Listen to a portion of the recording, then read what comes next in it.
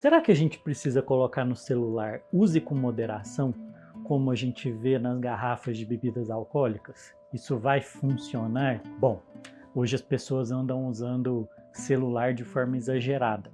Alguns estudos mostram que entre adolescentes, por exemplo, de 10 até 60% deles pode ter critérios para uso inadequado ou compulsivo de celular. Será que adianta o médico simplesmente chegar e dizer: olha, maneira no uso, use com moderação, será que isso vai funcionar? Não. Como tudo para o estilo de vida, o uso de celular também não vai melhorar apenas com uma orientação. Da mesma forma como a gente orienta, não funciona a gente orientar o paciente: se alimente melhor, faça mais atividade física, e isso tem pouco impacto no comportamento dele, também vai ter um impacto pequeno apenas fazer essa orientação. Por quê? A gente precisa entender o mecanismo por trás do uso compulsivo de celular. Todo comportamento ele tem uma função, ele tem um gatilho, um motivador. Então, geralmente, quando você pega o celular, existe alguma coisa que desencadeou o desejo de abrir o aparelho. Pode ser uma notificação, um som te avisando que alguém mandou uma mensagem, te ligou. Mas e aquele uso que a gente faz repetido durante o dia? Quem nunca, né? Que de repente dá aquela vontade de pegar o celular. Se você prestar atenção, que momentos isso vai acontecer? Geralmente quando você está sozinho, quando não tem nada para fazer, quando sente um pouco de tédio, quando está chateado, e aí logo você pega o celular para distrair. Isso, entende?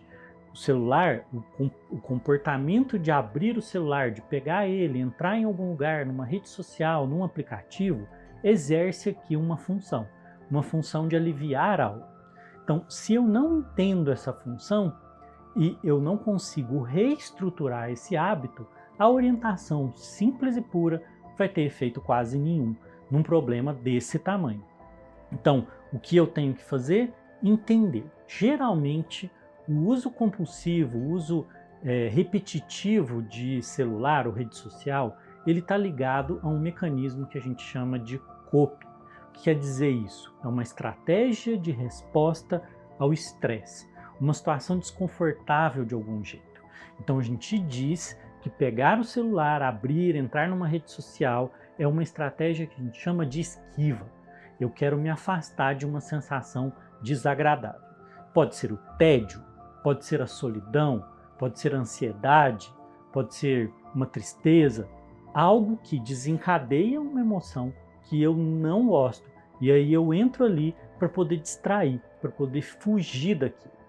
Isso acontece com outras situações que estão relacionadas com dependência. Então, esse mesmo mecanismo de esquiva experiencial, como a gente chama, acontece no álcool, acontece no uso de cigarro, de tabaco ou de outras drogas, em que uma sensação desagradável, você busca o uso daquela substância, ou no caso, um comportamento como o uso do celular, para poder afastar aquilo. Então não é simplesmente manere no uso ou oriente um uso moderado.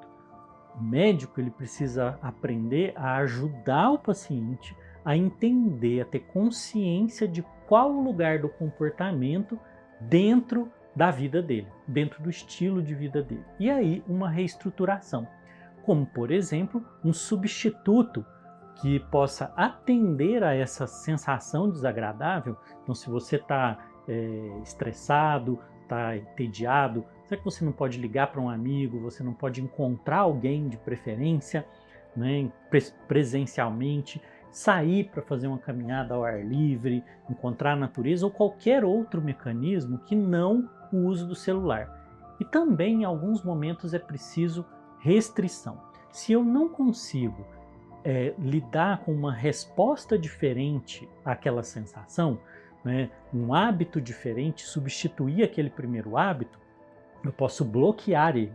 Então aí no caso, são momentos em que eu não posso fazer uso do celular por um longo período, um período considerável, em que eu vou ter uma zona livre de conexão, por exemplo, né? Então um lugar em que eu deixo o celular longe de mim e aí eu fico longe dele, eu não tenho como acessá-lo se eu tiver aquela sensação. Porque uma característica muito interessante da esquiva experiencial é que quando eu experimento a esquiva experiencial, ela me incomoda, é como se fosse uma onda grande que vai ali crescendo e causando aquele incômodo, vai ficando insuportável até que eu pego o telefone e aí aquilo alivia.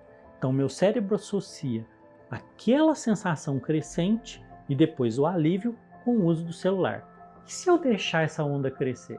O que será que vai acontecer? Ela vai crescer até o infinito? Não. O que acontece é um fenômeno de adaptação.